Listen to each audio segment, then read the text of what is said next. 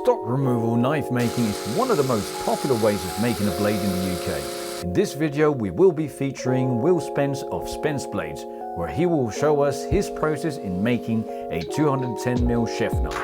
This process usually takes a couple of days or more to make, but we will show you the summary and highlights of the build in this short video, so sit back and enjoy it all the way until the end.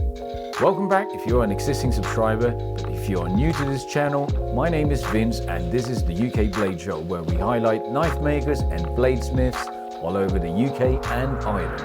If you fancy knife making, bladesmithing, or just watching videos where knives are used in, click that subscribe button with the bell notification, because we are regularly putting out videos every week.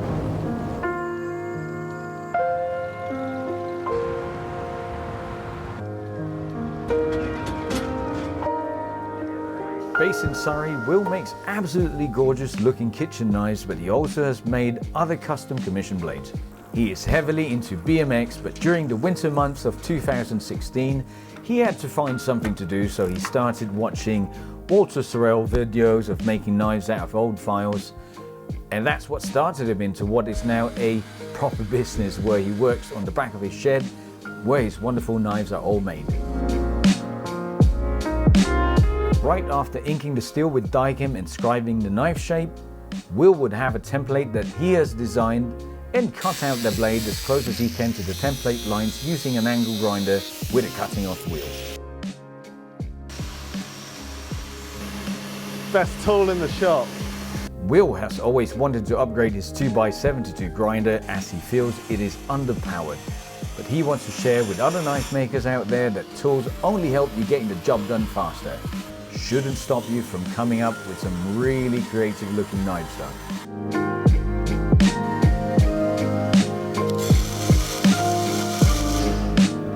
That's as close as I'll do it for the profile. I've left a bit on the tip just so it doesn't overheat when I'm grinding it later.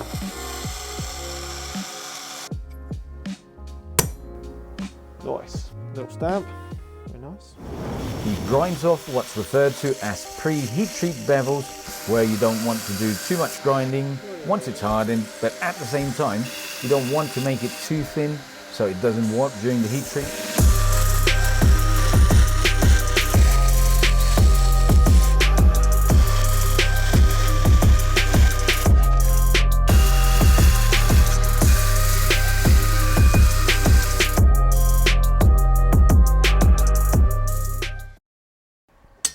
Let that cool down, mix up some clay, put it on, and we're there. Top secret clay mix this is. I have a measuring device, which I've probably lost.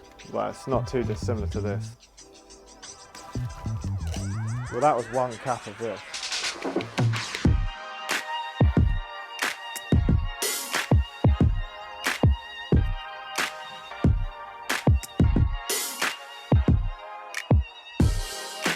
We also had a good brief chat about heat treatment. It is one of those tasks in knife making that is not always as easy as most people want it to be. He has gone through several different oils, and the one he uses at the moment is a secret oil that seems to be working very well for him. As you probably already know, investing on a good heat treatment equipment is essential, because it helps you to get consistent quality results, or if you need an expert to do it for you, people like Graham from Clark Knives, who has extensive experience in this field, can do all the heat treatment for you quickly and professionally. After tempering the blade, Will grinds down to the blade's actual geometry. He then goes on to bevel and taper when needed, using a Cubitron 236 Plus or any hard-wearing ceramic grinding belt you can get hold of. From there, he would use the grit progression 80, 120, 240 and on to a grit 400. When it comes to finishing, he would use either a 3M237 AA Trizact belt on a soft Duro contact wheel, or sometimes he would use a silicon carbide impregnated cork belt. This grinding process is one of the most time-consuming parts of the knife making process, so do not skimp on a cheap abrasive belt to help you get the job done faster. One of the main sponsors for this video is GFS Knife Supplies, where you can buy all the abrasive belts you'll need from start to finish. Will can order directly from his phone and gets his product usually the next day. What we love about GFS Knife Supplies is that you can get most of your knife making needs in one place, saves you the hassle, the time, and also has some of the best handle materials for knife making. Now I've got to remove the bulk of the material. Blade's hardened, it's been tempered, so it's its final hardness. Now I've just got to remove as much of this as I can.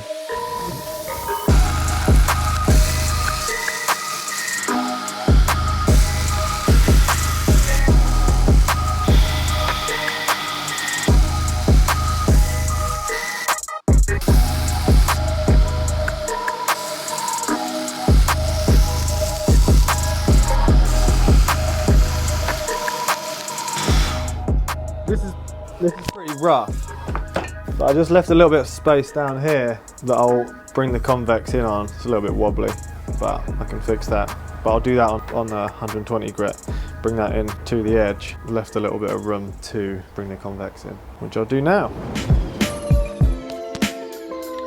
I'll do the back, I'll do the left-hand face first, then I'll push the platen back slightly to get that convex. That helps do the convex. Do it on a slightly slack belt.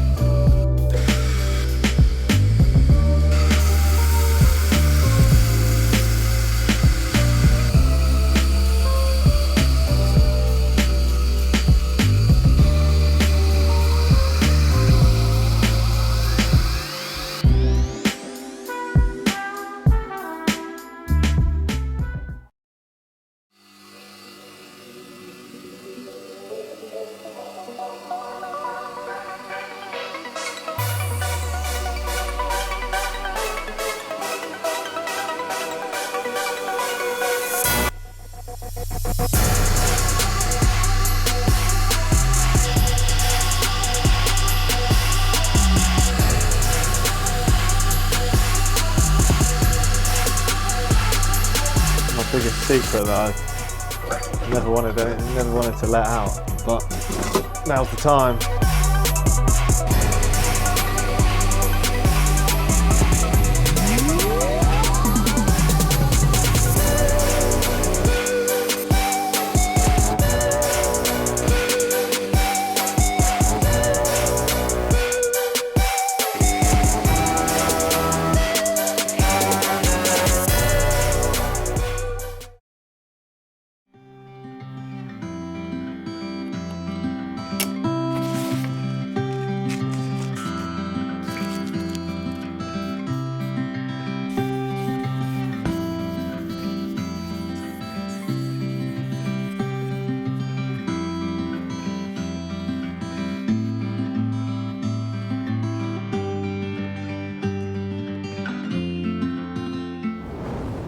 Now, time to do the first edge, and while that's happening in the background, Will goes on to pick a suitable handle blank for his knife. He drills a 13mm hole in the blank, cuts up a dowel so the tang fits up snugly into the handle.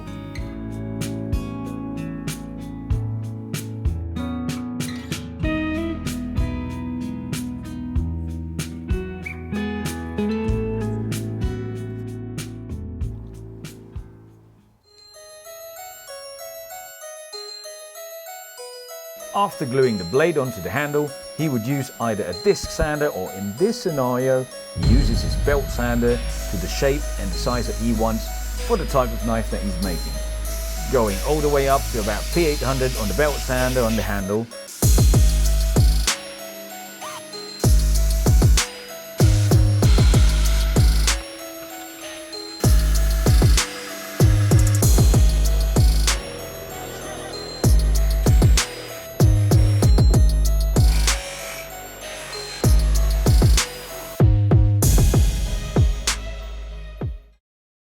And that's the knife complete. If you agree with me that this is a beautiful knife by Will Spence of Spence Blades, why don't you hit that like button more than once?